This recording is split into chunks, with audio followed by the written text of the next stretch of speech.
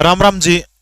भाई, जैसे कि मैंने आपको वीडियो में बताया था कि सीटी क्वालिफाइंग को लेकर के आखिरी एक उम्मीद के साथ में अंतिम बार जो है हरियाणा प्रदेश के वो व्यक्ति जो हमारी बात को माननीय मुख्यमंत्री तक सीधे पहुंचाने का काम करते हैं, इस प्रयास के लिए मैं चंडीगढ़ के अंदर हरियाणा भवन जो है, जिसको संत कबीर कुटीर के नाम से जाना जाता है, वहां पर पास बनवा करके 3 और अन्य लोग मेरे साथ थे। सबकी एंट्री सेम हाउस के अंदर हो जाती है। लगभग मान के चलिए 2 से 3 घंटे इंतजार करने के बाद हमारी मुलाकात करवाई जाती है हरियाणा के माननीय मुख्यमंत्री के जो पॉलिटिकल एडवाइजर जो हैं, जिनका नाम भारत भूषण भारती है। मुझे बड़ा अच्छा लगा क्योंकि भारत भूषण भारती शायद इस पेशे से रहे हैं, लगभग एचएसएससी के चेयरमैन कई सालों तक रहे हैं, तो इस बात को अच्छे से सुनेंगे। तो मेरी मुलाकात उनके साथ में होती है। बड़े आराम से बैठते हैं, चाय पिलाते हैं। लगभग मान के चलिए आधे घंटे तक वो मेरी बात को बड़े ध्यान से, बड़े गौर से सुनने का काम करते हैं। सबसे पहले मैंने उनके सामने पॉइंट रखा कि सर, ऐसे ऐसे इस सीटी को क्वालिफाइंग नेचर बनाया जाए, क्योंकि हरियाणा प्रदेश के 8.5 लाख बच्चे चाहते हैं कि ये क्वालिफाइंग होना चाहिए। तुरंत मना कर दिया कि ये तो कतई नहीं हो सकता। मैंने कहा कि अगर ठीक है ये नहीं हो सकता तो एक काम करिए, उत्तर प्रदेश और राजस्थान जो है अपने पड़ोसी राज्य, उनमें 10 गुना है, एक में 15 गुना, तो कम से कम उतना तो आप करने का काम कर सकते हैं। बड़े ध्यान से कम आधा घंटा तर्क वितर्क चलते रहे।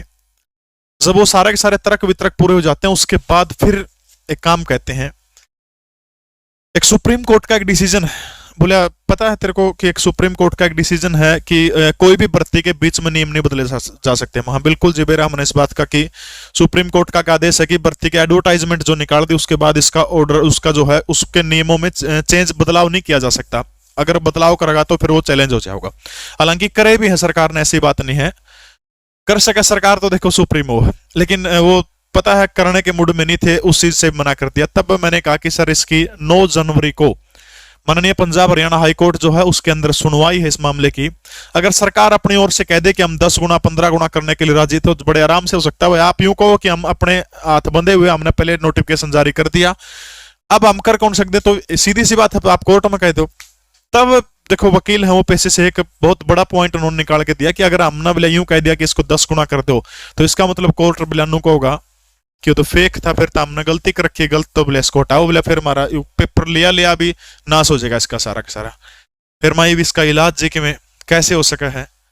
मैं इतने सारे व्यक्तिगत तौर पर मैं अपना बताऊं तो मतलब जो युवा वर्ग जो है इस पॉलिसी से, सीटी से और पीपीपी से बहुत नाराज है।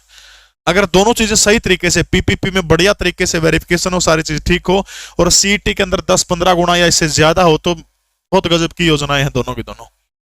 तब उन्होंने कहा कि अब तो सिर्फ एक ही रास्ता है, 9 जनवरी को जो कोर्ट के अंदर सुनवाई है उसके अंदर अगर कोर्ट हमने यूं कहते कि भाई आप इसको 10 गुना करो, 15 गुना करो, 50 गुना करो, क्वालिफाई करो, तो कोर्ट की बात तो मानने के लिए बाध्य, हर बड़े आराम से कर देंगे। हमने इस बात में कोई दिक्कत नहीं है कोर्ट की बात सुन के।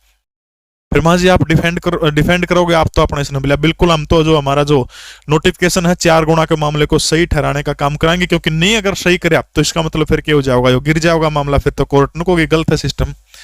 फिर मैं बोले सिर्फ और सिर्फ एक इलाज है, 9 जनवरी को बोले एक ही बात कही, बोले दुआ करो परमात्मा तय, लाखों लोग दुआ करोगे तो उनकी आवाज बोले अंतर्मन की जज साहब तक पहुंचेगी, और वो ये कह दें कि 10 गुना करो या 15 गुना करो, तो बड़े आसानी से काम हो सकता है।